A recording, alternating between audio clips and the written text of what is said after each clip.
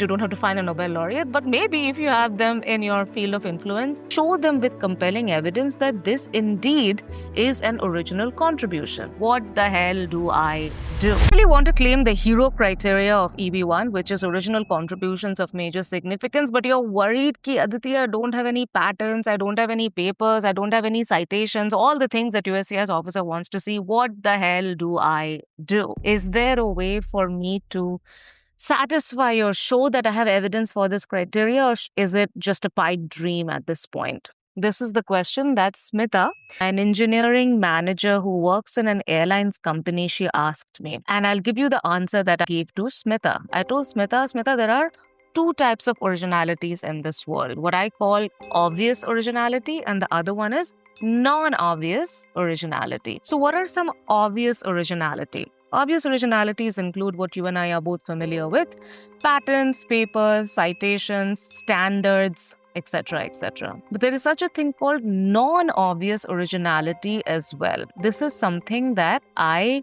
learned during one of the immigration attorney's session, where he said that, Aditi, not only a new product can be claimed as an original contribution, but an update to an existing product can also be claimed as an original contribution. So for example, think somebody who devised iPhone 15 and then somebody who devised iPhone 15s. So you can create arguments to show that a new product or an update to an existing product can also count as an original contribution. But USCIS is not well versed into understanding that this can also constitute as something that is original. So how can you help a USCIS officer who is at the end of the day a lay person who knows nothing about your area of work and show them with compelling evidence that this indeed is an original contribution? The first thing that you want to do is draw a timeline. You want to show what the industry was before you created this invention, which could be a product, which could be a new method, which could be a new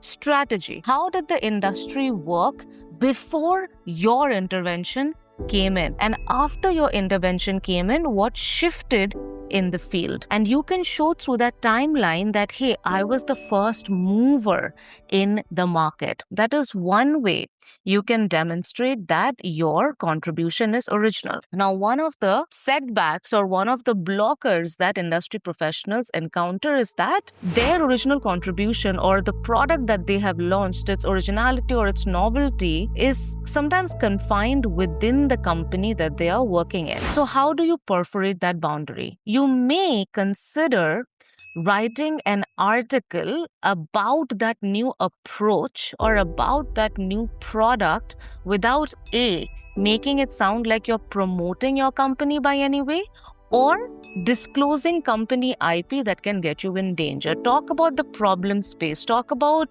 what was the problem if we adhered to this approach moving forward. Talk about why a change needed to occur. So a USCIS officer, when they see that you have proven with this timeline that this was first in the market, and then they see that you have written an article about this, which is a public record, they can connect the dots and see that, okay, so this person is a subject matter expert in this area.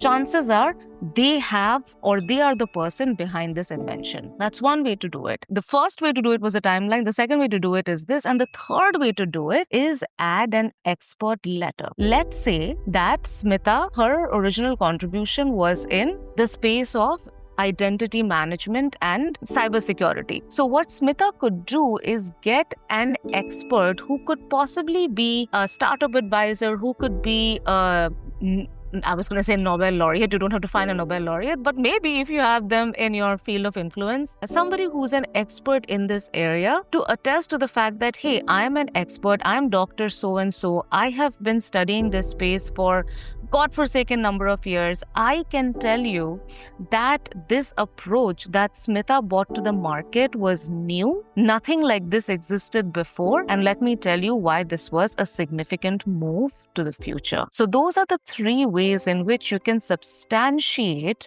the thing that you have done is original and it also has impacted the field in a meaningful way. First, show a timeline to demonstrate that you were first to market. Second, create a public record of that invention which possibly lies within the confines of your company to the outside world. It could be through a thought leadership article in a specific aligned trade magazine. And number 3, get an expert letter who can talk about their expertise in the field, their attestation to the fact that you were the first, and also their explanation of why being the first and why your thing that you have invented is a significant move forward for the field. I hope this was helpful.